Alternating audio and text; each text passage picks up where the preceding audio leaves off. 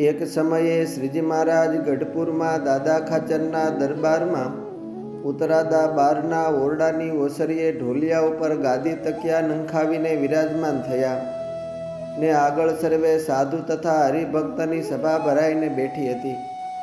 ત્યારે શ્રીજી મહારાજ વાત કરવા માંડ્યા છે, આપણે સાધુ માટે કાંઈ આજીવિકા તો નથી ને અહીં સમયો થાય ને હજારો માણસ ભરાય, તેનો બધો ખર્ચ આ દરબાર દાદા ખાચર કરે છે।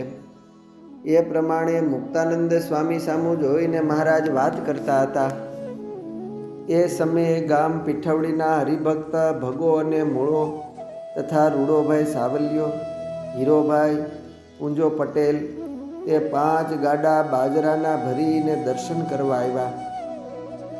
સૌએ મહારાજને દંડવટ પ્રણામ કર્યા, પગે લાગીને સામે બેઠા।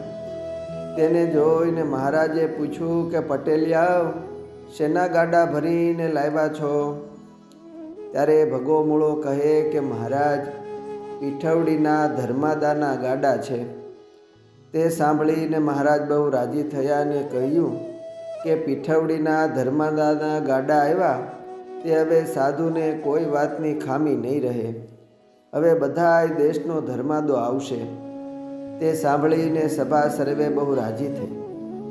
એ સમયે શ્રીજી મહારાજે અતિ પ્રસન્ન થઈને ભગા મૂળાને, રૂડાભાઈને, હીરાભાઈને અને પૂજાભાઈને છાતીમાં ચરણારવી દીધા ને મૂળજી બ્રહ્મચારીને કહ્યું કે આમને અમારો બધો થાળ આ બધા ભક્તોને જમાડજો અને બળદને ખાણ વગેરે આપજો, એમ મહારાજે આજ્ઞા કરી। મૂળજી બ્રહ્મચારીએ તે પ્રમાણે કરીને પીઠવડીના ધર્માદો લાવેલ સર્વે ભક્તોને રાજી કર્યા। અસ્તુ જય સ્વામિનારાયણ।